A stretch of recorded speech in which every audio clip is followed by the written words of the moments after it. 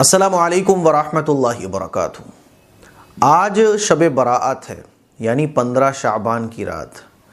آج جمعرات ہے، مغرب کی نماز جب ہم ادا کریں گے تو پھر شب برات شروع ہو جائے گی اور سحری کا ٹائم ختم ہونے تک یہ رات رہے گی۔ اسی لیے جتنا ٹائم ہو سکے عبادت میں گزاریے، خاص طور پر جو تہجد کا ٹائم ہے وہ آپ کا عبادت سے، دعاؤں سے خالی نہیں رہنا چاہیے۔ آج کی رات اللہ تبارک و تعالیٰ کی جو مغفرت ہے، جو رحمت ہے، وہ بارش کی طرح برستی ہے۔ حدیث میں آتا ہے کہ اللہ تبارک و تعالیٰ آج کی رات قبیلہ بنو کلب کی بکریوں کے بالوں سے زیادہ گنہگاروں کی مغفرت فرماتا ہے۔ قبیلہ بنو کلب کے پاس جو ہے نا اتنی بکریاں تھیں کہ گننا مشکل ہو جائے، اور ایک بکری کے بالوں کو ہی آپ دیکھ لیجئے، گننا مشکل ہو جائیں گے، انکاؤنٹیبل ہوتے ہیں۔ تو سوچئے کہ آج کی رات کتنے گنہگاروں کی اللہ تبارک و تعالیٰ مغفرت فرماتا ہے۔ لیکن اللہ تعالیٰ کی طرف سے جو رحمتیں آسمان سے ہمارے اوپر آ رہی ہوتی ہیں، جو مغفرتیں آ رہی ہوتی ہیں، کچھ بندے ایسے ہیں جن کے آگے بیریگیٹ لگا ہوا ہے کہ ان تک یہ مغفرت نہیں پہنچے گی، ان کو یہ رحمت حاصل نہیں ہوگی۔ وہ آج کی رات بھی اللہ تعالیٰ کی مغفرت اور رحمت سے محروم ہو جاتے ہیں۔ وہ 8 گنہگار کون کون سے ہیں، وہ 8 لوگ کون کون سے ہیں، آج انہی کے بارے میں آپ کو بتانے جا رہا ہوں۔ اور یہ بتانا اس لیے ضروری ہے کہ کہیں ایسا نہ ہو کہ ہم اپنے ان 8 گناہوں سے توبہ نہ کریں اور توبہ کیے بغیر اللہ سے معافی مانگ رہے ہوں، مغفرت مانگ رہے ہوں اور آج کی رات عبادت کر رہے ہوں، لیکن چونکہ آلریڈی ان 8 گنہگاروں پر ان 8 گناہوں کی وجہ سے بیریگیٹ لگی ہوئی ہے کہ اللہ کی مغفرت ان تک نہیں پہنچ سکتی، اسٹاپ۔ تو اسی لیے میں آپ کو یہ حدیث سنانے جا رہا ہوں کہ اگر ان 8 گناہوں میں سے کوئی گناہ ہم نے کیا ہے یا کر رہے ہیں تو سب سے پہلے ہم اس گناہ سے توبہ کریں، تاکہ وہ جو بیریگیٹنگ لگی ہوئی ہے، جو مغفرت کو روک رہی ہے، جو بخشش کو روک رہی ہے، وہ ہم تک پہنچ جائے۔ ورنہ پوری رات عبادت کی اور خدا نہ خواستہ اس گناہ میں ہم مبتلا ہیں اور اس گناہ سے ہم نے توبہ بھی نہیں کی، تو پوری رات عبادت کرنے والے کو بھی ان 8 گنہگاروں میں سے اللہ تعالیٰ مغفرت نہیں دے گا۔ آئیے جانتے ہیں وہ 8 گنہگار کون کون سے ہیں۔ حدیث سے پتہ چلتا ہے، حضور علیہ الصلوۃ والسلام کا ارشاد ہے کہ اللہ سبحانہ و تعالیٰ شعبان کی 15ویں شب میں اپنی مخلوق کی طرف نظر رحمت فرما کر سب کی مغفرت فرما دیتا ہے سوائے ان 8 لوگوں کے۔ وہ 8 لوگ کون کون سے ہیں؟ غور سے سنیے گا۔ نمبر 1، شرک کرنے والا۔ شرک کرنے سے بچیے، بہت خطرناک گناہ ہے۔ کبھی انشاءاللہ اس پر میں ڈیٹیل سے ویڈیو بناؤں گا۔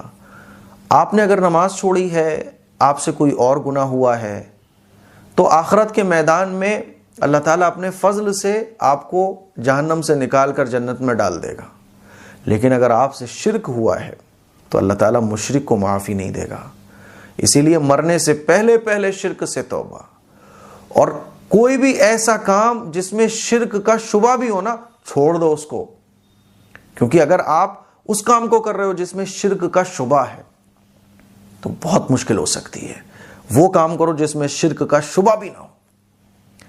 اسی لیے مشرک کی اس رات میں مغفرت نہیں ہے۔ مشرک ہے، مان لیجیے شرک کرنے والا ہے اور وہ شرک سے توبہ نہیں کر رہا ہے اور اس رات میں عبادتیں کرتا چلا جا رہا ہے، اس کے آگے بیریکیڈ لگا ہوا ہے کہ بھائی اس تک مغفرت نہیں پہنچے گی، اس کی معافی ہے ہی نہیں اس رات میں۔ اسی لیے توبہ کریں سب سے پہلے آج کی رات کے، اللہ جان کر جو شرک کیے ان کو بھی معاف فرما، انجانے میں جو شرک کیے ہوں میں نے ان کو بھی معاف فرما، آج کے بعد میں کبھی شرک نہیں کروں گا۔ نمبر 2، ناحق قتل کرنے والا۔ ہوتا ہے نا کہ دشمنی میں قتل کر دیا، لڑائی جھگڑے ہوئے کسی کو قتل کر دیا۔ ناحق کسی کو قتل کرنا یہ انتہائی بڑا گناہ ہے۔ قرآن میں اللہ تعالیٰ نے فرمایا کہ اگر کوئی شخص کسی کو ناحق قتل کرے تو یہ ایسا ہے جیسے اس نے ساری انسانیت کو قتل کر دیا۔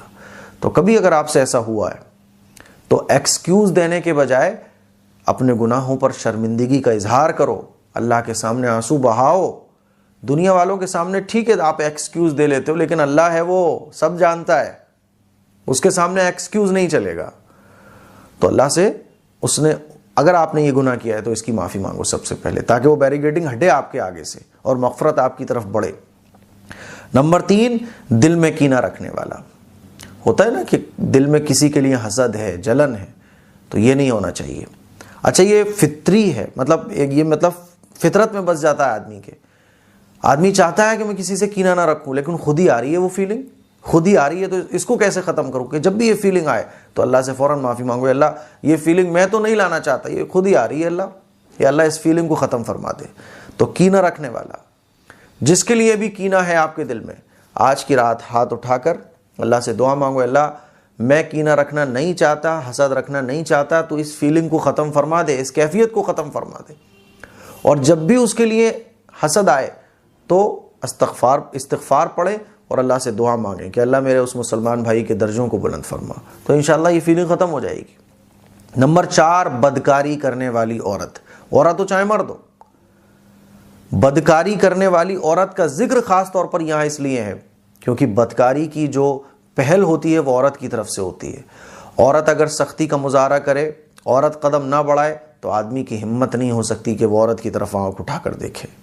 آج کل کیا ہوتا ہے، شادی کے بعد بھی شوہر کے پیچھے افیئرز چل رہے ہیں، بیوی کے پیچھے شوہر افیئر چلا رہا ہے، شوہر بھی افیئر چلا رہا ہے تو کسی نہ کسی عورت سے ہی تو چلا رہا ہوگا نا۔ اسی لیے بدکاری کی جو پہل ہے وہ عورت کی طرف سے ہوتی ہے، اسی لیے عورت کا یہاں ذکر ہے، ورنہ دونوں برابر ہیں۔ اب کیا ہوتا ہے کہ آج کی رات آپ تو اللہ کے سامنے سجدے کر رہے ہو، دعائیں مانگ رہے ہو، افیئر آپ کا چل رہا ہے، ناجائز تعلق کسی سے قائم ہے، آنکھیں کسی اور سے لڑا رہے ہو، تو غلط تعلق اگر آپ کے کسی کے ساتھ قائم ہے تو اس رات آپ کی مغفرت ہونے والی نہیں ہے، تو اس سے سب سے پہلے توبہ کریں۔ نمبر 5، رشتہ داری کو توڑنے والا۔ چھوٹی چھوٹی باتوں پہ آج کل رشتہ داریاں ٹوٹ جاتی ہیں۔ دیکھو، رشتہ داری میں دوریاں ہو جائیں ایک الگ مسئلہ ہے، لیکن رشتہ داری ٹوٹنی نہیں چاہیے۔ آپ کو لگ رہا ہے کہ یار یہ میرا رشتہ دار بہت خراب ہے، تو سلام دعا رکھو، خیر خیریت رکھو، رشتہ داری ٹوٹنی نہیں چاہیے۔ ہاں، دوری ہو سکتی ہے، دوری میں اور ٹوٹنے میں فرق ہے۔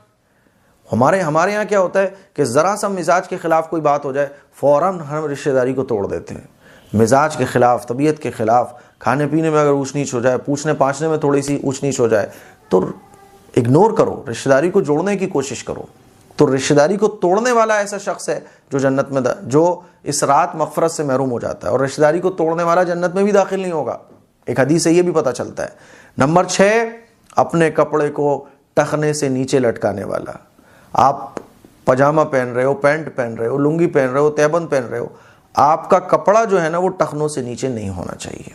اگر آپ کا کپڑا ٹخنوں سے نیچے ہے تو ایک حدیث سے تو یہ بھی پتہ چلتا ہے کہ ایسے شخص کی اللہ تعالیٰ نماز قبول نہیں فرماتا، اور ایک حدیث سے یہ پتہ چلتا ہے کہ ایسے شخص پر اللہ تعالیٰ نظر رحمت نہیں فرماتا، اور اس حدیث سے یہ پتہ چلتا ہے کہ آج کی رات ایسے شخص کو اللہ تعالیٰ مغفرت بھی نہیں دیتا ہے۔